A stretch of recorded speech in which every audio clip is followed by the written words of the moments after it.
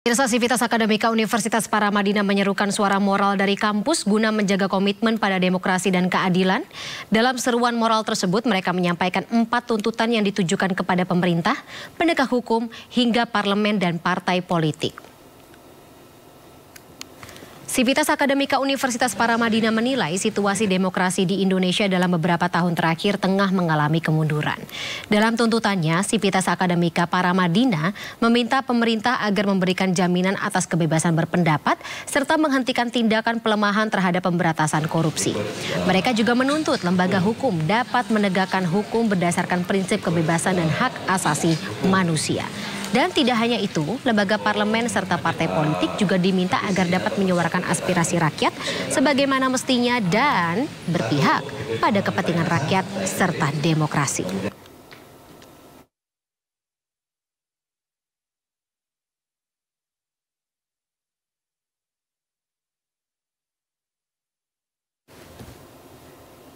Pemirsa, kasus yang menjerat Ketua BEM UI nonaktif Melki Sedek Huang yang selama ini dikenal kritis jadi salah satu tonggak untuk mendorong sebuah gerakan moral dari dalam kampus.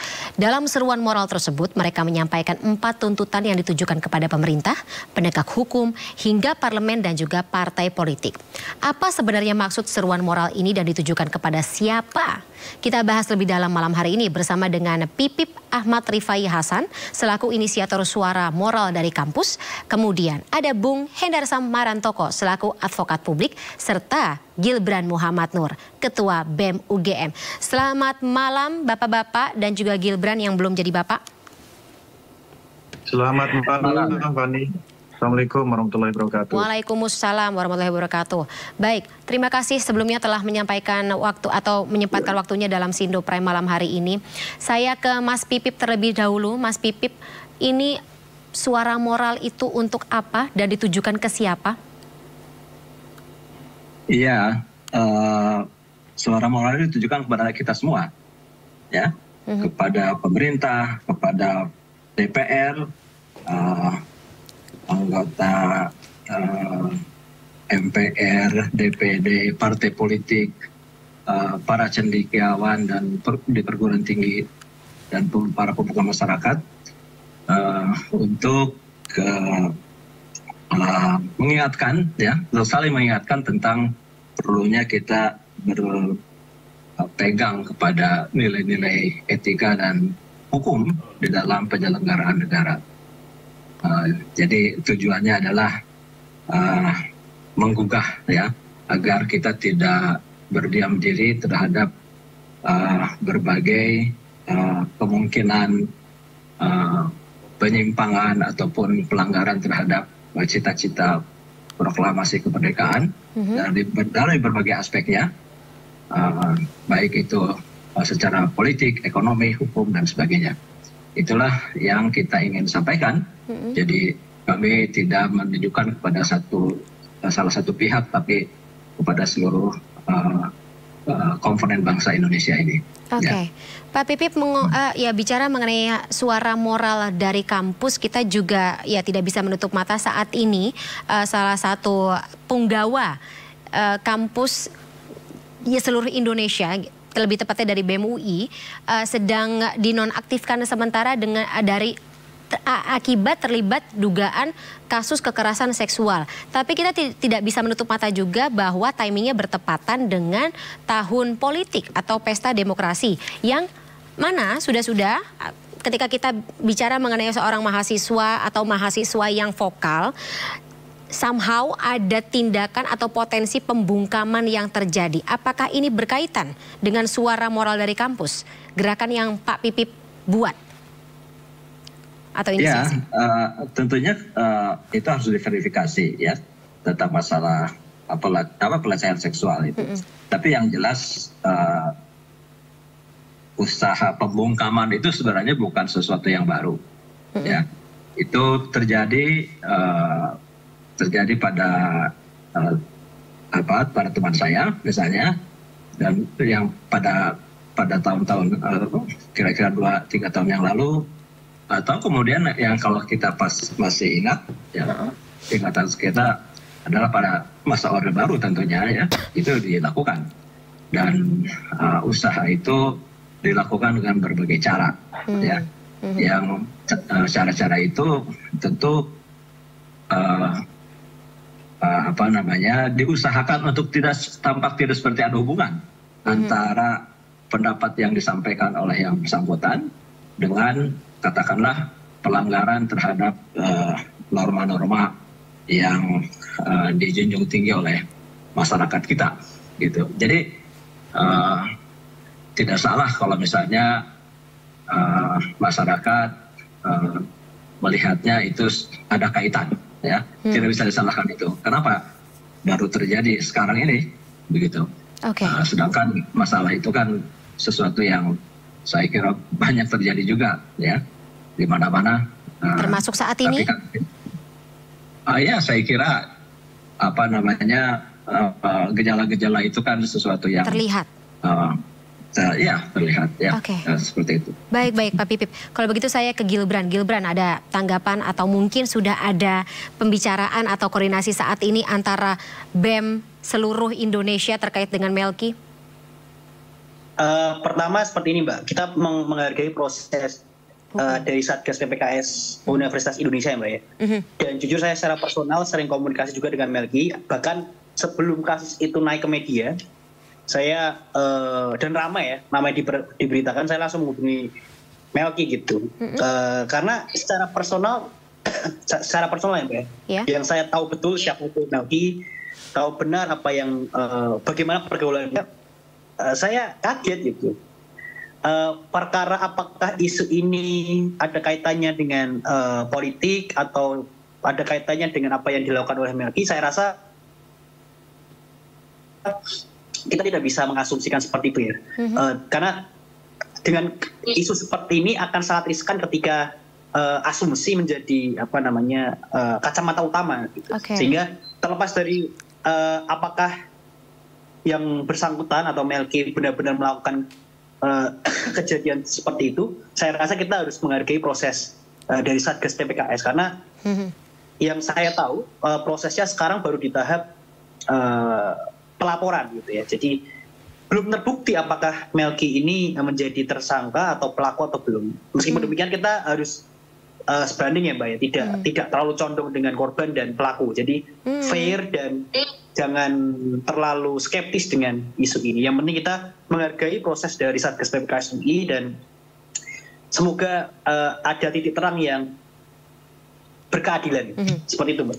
Ya, walaupun kalau misalnya kita berangkat dari Undang-Undang TPKS, kita tetap harus berdiri bersama dengan korban sampai terbukti sebaliknya. Tapi kita juga tidak bisa tidak menggali, terutama kalau dari sisi saya sebagai jurnalis, kita harus menggali dan juga ikut serta dalam memantau investigasi terkait dengan kasus Melki Sedekwang yang lagi-lagi entah kenapa bertepatan dengan Pemilu 2024 saat ini. Jadi kita mau nggak mau memang jadi menimbulkan skeptisisme, kemudian juga asumsi yang saat ini beredar di tengah masyarakat.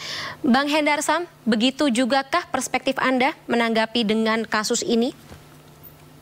Ya, saya selaku advokat publik, jadi patut untuk mungkin Fani dan teman-teman juga pemirsa ketahui, saya sudah aktif itu sudah sejak lama mengadvokasi, termasuk dari 2019. Saya adalah koordinator dari peristiwa yang terjadi di depan Bawaslu. 420 orang kita selamatkan. Saya pengacara, ketua tim pengacara Yusung Karisma, Egy Sujana dan lain sebagainya. Artinya dalam arti kata, saya waktu itu memang ikut beroposisi dalam pemerintahan ini. Memang indeks demokrasi kita ini memang dari dulu kan memang kurang begitu bagus. Kita harus akuin itu. Tapi itu kan dari perspektif dan kondisi sosiologis kita yang ada. Nah, di pemerintahan Pak SBY itu meningkat, di pemerintahan Pak Jokowi pada saat ini ya kan berfluktuatif tapi cenderung meningkat. Mempunyai banyak lebih baik dari yang sebelumnya. Ini bisa kita lihat kalau kita ambil contoh dari konteks 2019 dengan konteks 2024 itu beda sekali. Ya, di 2024 sama sekali nggak ada tuh yang aktivis atau oposisi yang menyatakan diri oposisi, sama satu pun belum ada yang ditangkap. Ya kan, itu contoh.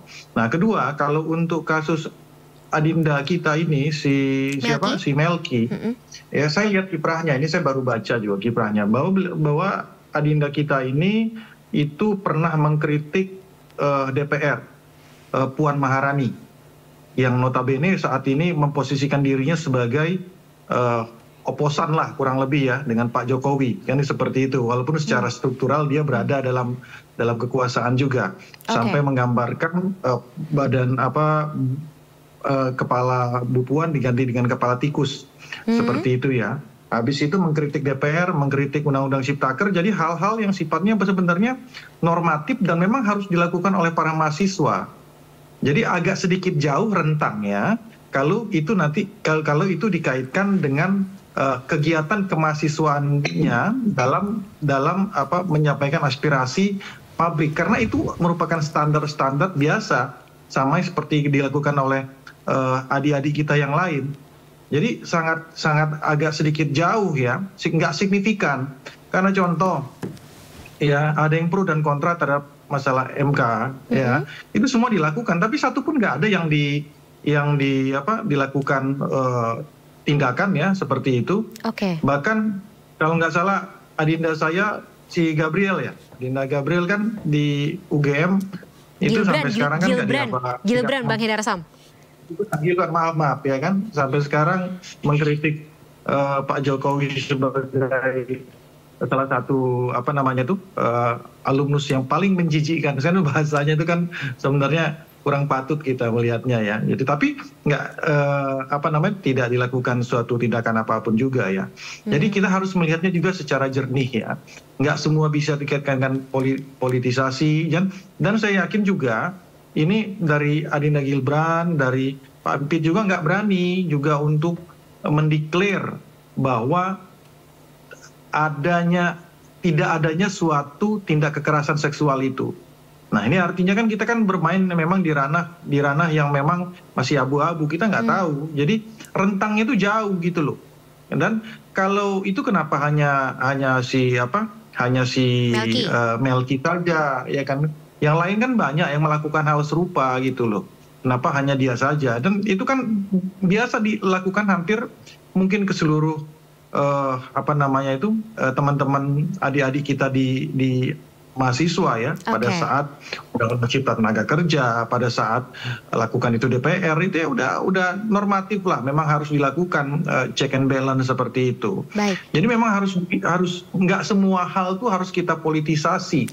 Itu yang penting. Jadi itu sih kalau dari pendapat saya seperti itu, Fani. Oke, jadi pisahkan antara kasus pidana atau dugaan kasus pidana yang... Oh iya. Iya. Karena rentangnya udah jauh ya. Karena rentangnya sudah jauh. Rentangnya sudah sangat jauh sekali. Coba kita lihat pada saat Melki melecehkan kurang lebih gitu ya. Mbak Puan Maharani dengan penggantinya dengan kepala tikus. Itu kapan waktunya? Undang-Undang Cipta Tenaga Kerja itu kapan? Ya kan? Itu udah berhampir 1 tahun yang lalu ya, kalau saya nggak salah ingat ya kan. Nah itu kan rentangnya jauh sekali kalau mau dikaitkan dengan apa yang dia lakukan pada saat ini gitu loh. Jadi unsur politisnya itu nggak ada. Saya lihat ya hampir tidak ada. Karena juga pergerakannya malah mungkin kalau kita lihat adinda Gilbran mungkin lebih ini, kalau sampai dia apa-apain mungkin bisa jauh lebih dipolitisasi, jauh lebih rentan untuk dipolitisasi dibanding Melki sebenarnya saya melihatnya. Karena apa yang dilakukan adinda Gilbran belakangan ini tuh rentangnya nggak begitu jauh waktunya dengan saat ini, tapi toh ternyata kan tidak dilakukan apa-apa. Jadi saya berharap bahwa harus gini, saya melihatnya gini ya, kita harus tahu bahwa ada adab di atas ilmu gitu loh. Kita berilmu tapi kalau kita nggak beradab itu nggak, saya rasa jadi message yang kita sampaikan itu tidak sampai. Jadi saya menasihati kepada adik-adik saya, karena kebetulan kami juga dulu pernah menjalani hal yang serupa. Kami bahkan teman-teman kami sampai menjahit mulutnya ya untuk demo sampai kita tidak makan beberapa hari kan untuk menunjukkan protes kita. Lebih ekstrim daripada itu dibanding kita menghujat, tapi esensinya nggak sampai gitu loh. Saya melihat bahwa contoh seperti Pak Jokowi dianggap alumnus yang paling menjijikkan. Waduh, ini kan nggak objektif menurut saya. Baik. Gimana UGM setelah melahirkan seorang presiden gitu loh ya kan. Ada kekurangan, sudah pasti ada kekurangan. Ya kan, tapi kita nggak bisa menafikan setiap kepala negara kita pasti mempunyai kekurangannya, tapi jasanya juga sangat besar juga untuk bangsa dan negara. Nah, maksud saya kita harus mendudukannya itu memang benar-benar secara objektif dan kontekstual. Itu yang paling penting. Jadi kalau memang ada yang pengen disampaikan kontekstual seperti yang terjadi pada Melki pada saat ini. Oke, baik, Gilbran silakan. Sebenarnya saya sepakat dengan apa yang disampaikan Pak Hendarsam ya, bahwa jangan semuanya dipolitisasi, bahwa kasus yang tersandung si Melki ini kita harus melihatnya sebagai ranah yang objektif ya Mbak ya. Artinya tadi benar, jangan terlalu mempolitisasi dan serahkan semuanya kepada hukum. Jadi agar prosesnya berjalan dengan lancar, dan tadi kami takut semakin banyak asumsi yang beredar, takutnya mengaburkan fakta yang ada. Tapi saya berharap kasus yang terjadi oleh si Melki bisa berjalan dengan lancar dan menemukan titik terang yang seadil-adilnya. Adapun perkara soal intimidasi ataupun semacam gangguan-gangguan terhadap teman-teman yang mengkritik, sebenarnya cukup banyak terjadi ya Mbak ya. Bahkan akhir-akhir ini saya sempat didatangi oleh oknum yang mengaku sebagai intel di fakultas saya, meminta biodata, tapi alhamdulillahnya dari fakultas tidak memberikan. Kemudian kemarin juga saya dikabari oleh orang tua saya bahwa rumahnya hampir didatangi oleh intel, cuman dihalau oleh ketua RT gitu. Jadi mungkin tidak se ekstrim tahun 98, cuman perlu ada semacam barrier dan perlu ada semacam kepastian dalam menyampaikan pendapat, kemudian kepastian dalam menyelenggarakan mimbar-mimbar diskusi. Karena kalau di Jogja sendiri ya Mbak ya, membuat mimbar diskusi itu cukup sukar ya Mbak. Terkadang kita dihambat dengan izin-izin yang mendadak, kemudian terkesan dipersulit gitu.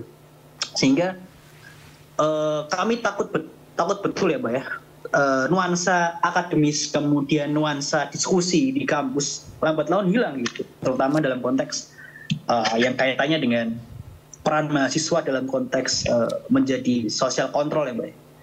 Kurang lebih seperti itu harapannya untuk kasus yang diderita oleh Melki bisa kita lihat secara objektif. Fani, saya boleh tanggapi sedikit nggak? Nanti bukan tanggapan, sebenarnya saran untuk Adinda Gilbran.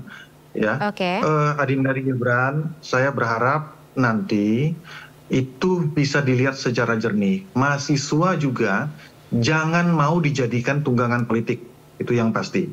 Ya, untuk menyerang pihak-pihak yang saat ini berkuasa. Jadi harus melihatnya secara jernih, berpikir secara jernih, independen, itu yang pasti. Jangan sampai contoh, ya kan?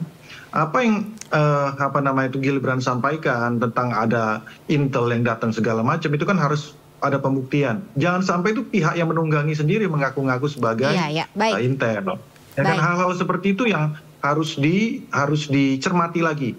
Jadi setiap statement yang keluar jangan sampai itu malah memperkeruh suasana dan teman-teman adik-adik kita mahasiswa ini ditunggangi oleh kepentingan politik tertentu. Mempolitisasi masalah tersebut. Iya. Baik Bang Hendarsam.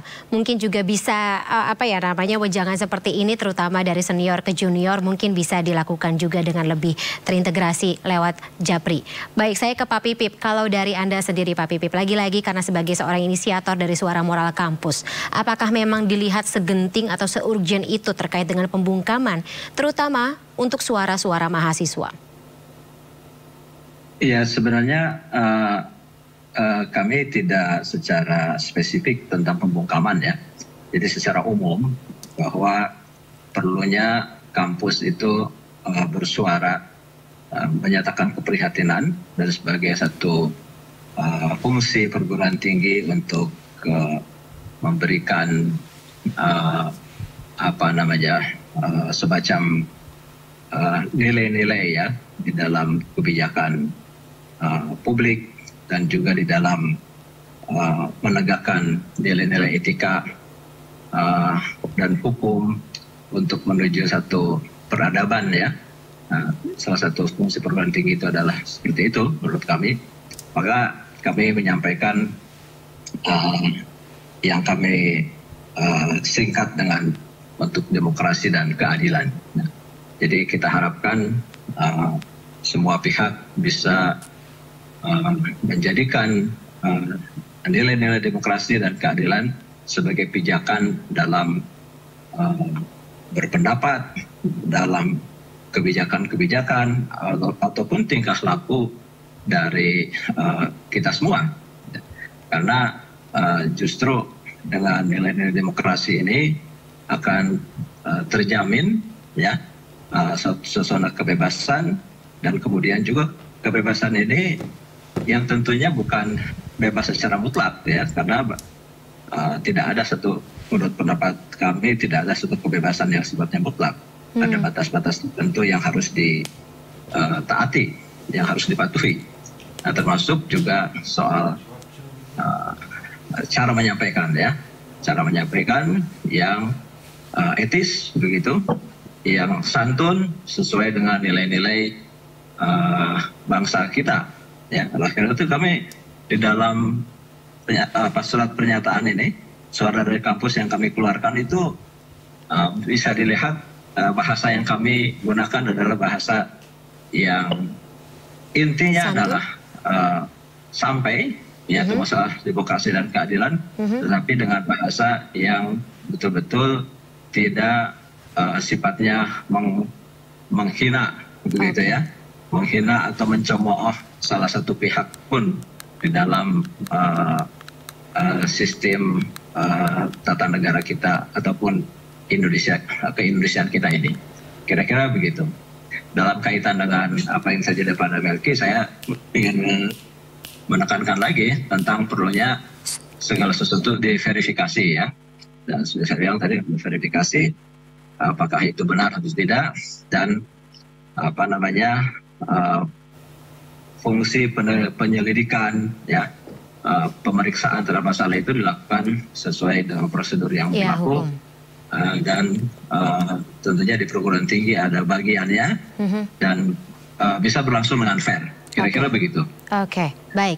Untuk Gilbran terakhir mungkin Gilbran, langkah dari teman-teman mahasiswa saat ini bagaimana menghadapi ya lagi-lagi yang sekarang terjadi pada Melki?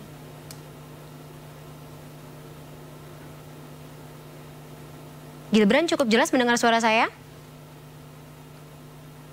Mohon maaf Mbak, bisa diulangi? Tadi ada telepon. Iya, langkah Gilbran bersama dengan teman-teman mahasiswa ini menghadapi atau ya sikap terkait dengan Melki saat ini atau juga kasus yang sedang dihadapi oleh Melki saat ini. Kalau dari kami sebatas support ya Mbak ya, support secara mental, karena lagi-lagi kami serahkan betul pelaksanaan kasus ini, investigasi kasus ini kepada Satgas PPKS UI. Dan kita tidak mencoba untuk mengintervensi. Dan kita lebih ke mensupport secara mental kepada si Melki agar tabah dalam menjalani investigasi, dan lagi-lagi kita harus tetap objektif dan mengedepankan perspektif kepada korban, sehingga kita harus tetap objektif dan tidak lagi-lagi tidak mempolitisasi isu yang sekarang ini beredar. Baik. Terima kasih Gilbran, kemudian juga Bang Hendarsam serta Pak Pipip atas waktunya dalam Sindo Prime malam hari ini. Kita lihat dan kita juga pantau bersama bagaimana kasus yang saat ini mendera mantan ketua atau saat ini ketua BEM ketua nonaktif BEM UI. Melkisedek Huang, dan tentunya terkait dengan bagaimana jalannya politik jelang pemilu 2024 14 Februari 2024 mendatang. Terima kasih sekali lagi atas waktunya Bapak-bapak. Kita jumpa lagi lain kesempatan. Selamat malam. Selamat malam.